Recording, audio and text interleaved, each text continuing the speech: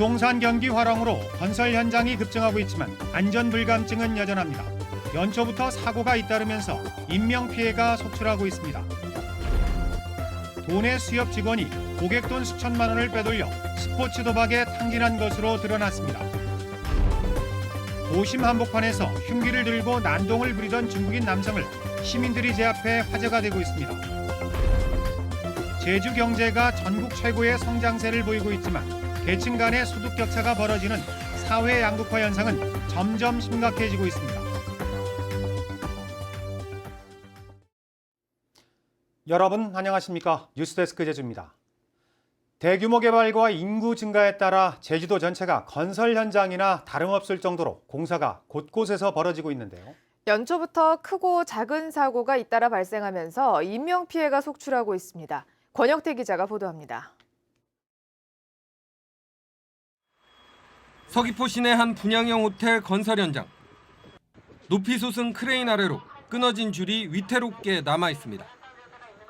바닥에는 가로 세로 1m 크기의 철제 컨테이너가 널브러져 있습니다. 높이 15m에서 떨어진 이 컨테이너는 제중국 동포 노동자 2명을 덮쳤습니다. 결국 48살 강모 씨가 숨지고 50살 최모 씨가 크게 다쳤습니다.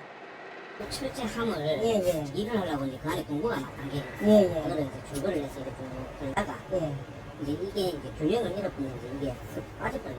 새해가 시작된 지 불과 일주일 사이에 건설 현장에서 일어난 사고는 모두 5건. 잇따르는 사고로 벌써 4명이 숨지고 4명이 크게 다쳤습니다. 최근 3년간 도내 노동자 10,000명당 산업재해 사망자 발생률도 2배 가까이 높아졌습니다. 전국적으로 감소세를 보이는 것과는 정반대입니다. 사망자 수도 해마다 늘어나고 있는 추세입니다. 이주 열풍으로 인해서 리조트라든가 숙박업소 신축이 증가되고 있습니다. 이에 따라서 건설 재해도 늘어나고 있는데 최근에 안전관리에 대한 건설업체의 의식이 좀 부족해서 제주 지역 사업장 8,000여 개에 대한 산업재해 예방과 감시 인력은 불과 4명뿐인 현실. 제주지검과 광주지방노동청은 이달 말까지 특별감독을 실시하겠다고 밝혔지만 늘어나는 산업재해를 잡을 수 있을지는 미지수입니다. MBC 뉴스 권혁태입니다. 고객이 맡긴 돈 수천만 원을 빼돌려 인터넷 도박 등에 탕진한 수협 직원이 덜미를 잡혔습니다. 해당 수협에서는 비슷한 사고가 잇따르고 있어 보다 철저한 재발 방지 대책이 필요해 보입니다. 김항섭 기자의 보도입니다. 도내 수협의 한 지점에서 돈 뭉치가 사라진 것이 확인된 것은 지난달 30일. 고객들의 돈을 모아놓은 금고에서 현금 4천만 원이 없어졌습니다. 시세를 확인을 해보니까 장부상 금액보다도 4천만 원이 비어있는 거죠. 매일매일 시세 마감을 하는데 안에 시세가 비어있고. 공금을 횡령한 범인은 출납을 담당하는 계약직 직원.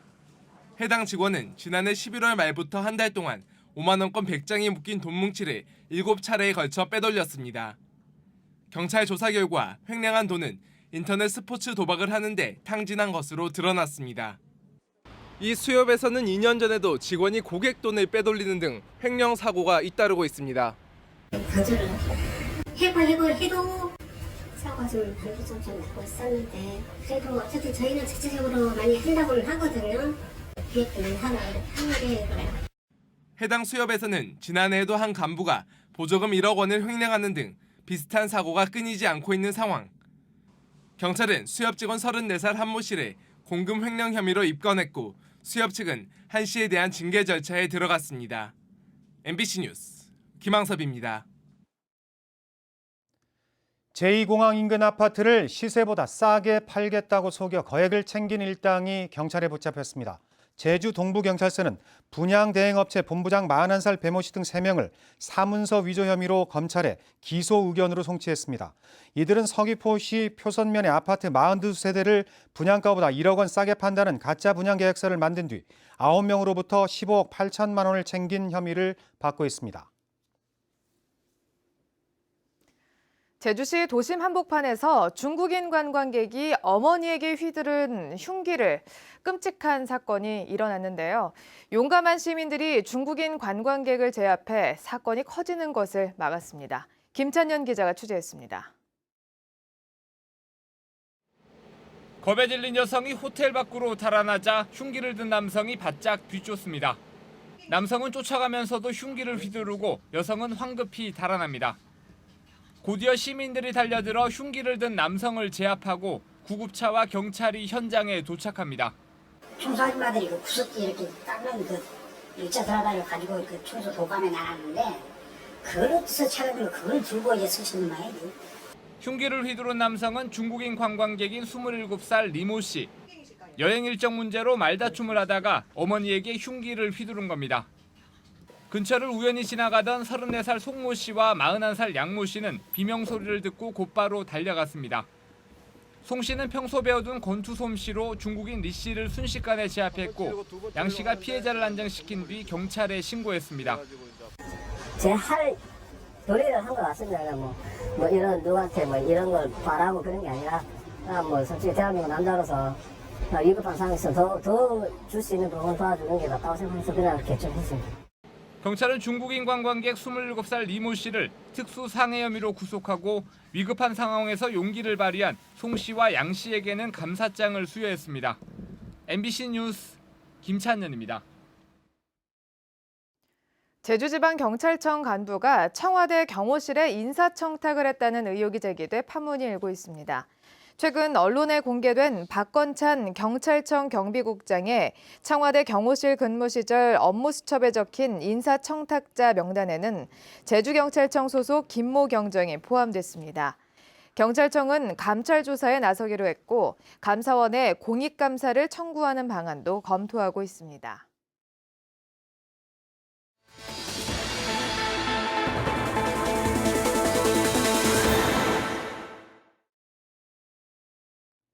신년기획 6번째 순서입니다. 관광산업이 활황세를 이어가고 인구가 늘어나면서 다른 지역에 부러움을 살 정도로 제주는 급속한 경제 성장세를 보이고 있습니다. 하지만 화려한 성장의 이면에는 사회적 양극화의 그늘이 짙게 드리워져 있습니다. 보도에 홍수연 기자입니다. 학교에서 급식 조리사로 근무하는 윤장열 씨. 올해로 15년째 일하고 있지만 근무 연수가 같은 정규직 교사에 비하면 보수는 절반 정도에 불과합니다. 처우도 열악하지만 가장 큰 걱정은 요즘 같은 방학 기간엔 월급을 받지 못하는 불안한 고용 상태입니다. 이 생활을 어떻게 할까? 계속 고정 지출이 있는데 수입이 없다 보니까는 이제 방학 기간만 돌아가면 어디 아르바이트 할 곳이 어디 있는가? 영세한 자영업자들은 치열한 경쟁으로 내몰리고 있습니다. 진입장벽이 낮은 도소매와 음식 숙박업은 1년 새 2천여 곳이나 늘었습니다. 10곳 가운데 4곳은 1년을 버티지 못하고 문을 닫는 실정입니다. 제주도 활성화는 됐다고는 하는데 경제는 그전보다도 더 어려운 것 같아요. 그리고 손님도 예전 같지 않고. 지난해 말 기준 제주 지역 고용률은 전국 17개 시도 가운데 가장 높은 70.6%. 하지만 상용 근로자 비율은 35%로 15위에 머물렀고 일용 근로자 비율은 9.3%로 전국 최고 수준을 기록했습니다. 특히 평균 임금의 3분의 2 이하인 저임금 근로자 비중이 32.5%로 전국에서 세 번째로 많았습니다. 최근 5년간 임금 증가율은 0.5%로 전국 평균 8.2%보다 훨씬 낮았습니다. 일자리 질을 어떻게 개선할 것인가, 그리고 좀 더 좋은 일자리를 만들고 높은 생산성을 통해서 근로환경 개선과 기업 발전에 기여할 수 있는 그런 방향으로 고용정치 방향이 나아갈 거라고 봅니다. 2017년 새해 급속한 성장의 그늘 속에 깊어지고 있는 우리 사회의 양극화 극복에 관심을 기울여야 할 때입니다. MBC 뉴스 홍수연입니다. 제주도 인구가 66만 명을 넘어섰습니다. 제주도에 따르면 지난해 말 현재 인구는 66만 1천여 명으로 1년 전보다 3.1%, 한 달 평균 1,600여 명이 늘었습니다. 지역별로는 제주시가 48만 3천여 명, 서귀포시가 17만 7천여 명으로 지난해 하반기부터 인구 증가세가 다소 둔화된 것으로 나타났습니다. 다음은 희망 2017 나눔 캠페인 성금을 맡겨주신 분들입니다. 제주특별자치도 글로벌 택시회에서 30만 원, 일도초등학교 13회 동창회에서 13만 원, 고향을 생각하는 주부들의 모임 중문분회에서 20만 원, 제주 루어클럽 박영환 회장과 회원들이 100만 원을 보내주셨습니다. 성금을 맡기실 분들은 이달 말까지 제주은행이나 농협계좌를 통해 보내주시면 됩니다. 성금 보내주신 여러분 고맙습니다. 제주 4.3 사건과 충북 노근리 역사 유적을 잇는 수학여행 코스가 개발됩니다. 제주도교육청과 충청북도교육청은 제주 4.3 평화공원과 충북 영동 노근리 평화공원을 연계한 테마형 수학여행 코스 개발과 운영에 협조하기로 하고 오늘 업무 협약을 맺었습니다. 두 기관은 또 교육과 복지시설 활용에 협조하고 운동부 학생들의 교류를 확대하기로 했습니다. 세월호 참사 1000일을 맞아 시민들이 진상규명을 촉구하고 희생자들을 기억하기 위한 행사가 열렸습니다. 제주시 조천읍 선을리에 운영 중인 세월호 기억공간 리본은 오늘 제주시청 앞에서 블랙 기억 퍼포먼스를 열었습니다. 지난 7일에 이어 두 번째로 열린 행사에는 SNS를 통해 자발적으로 모인 시민 50명이 검은 옷과 마스크를 쓰고 1시간 동안 침묵 시위를 벌였습니다. 오라 관광단지 개발 사업의 행정 절차 위반과 특혜 의혹에 대해 제주도 감사위원회가 조사에 나섰습니다. 제주도 감사위원회는 제주시민사회 단체 연대회의가 제기한 환경 영향평가 번복 과정의 조례 위반과 지하수 관정 양도 양수 문제, 신규 편입 부지에 대한 사전 입지 검토 절차 누락 등 자료를 검토 시작했다고 밝혔습니다. 감사위원회는 오는 3월 초쯤 조사 결과가 나올 것이라고 밝혔습니다. 제주 참여환경연대는 논평을 내고 제주 영어교육도시 국제학교인 세인트 존스베리의 개학 내용에 문제가 없다는 제주도 교육청의 발표가 국민권익위원회의 조사 결과 거짓으로 드러났다고 밝혔습니다. 참여연대는 계약서에 미국 사립학교법과 상법에 어긋나는 조항과 함께 수십 개의 오타가 발견됐고 가장 중요한 금전적인 주체와 객체가 뒤바뀐 경우도 있었다며 교육청의 해명을 요구했습니다. 이상으로 뉴스데스크 제주를 마칩니다. 시청해주신 여러분 고맙습니다.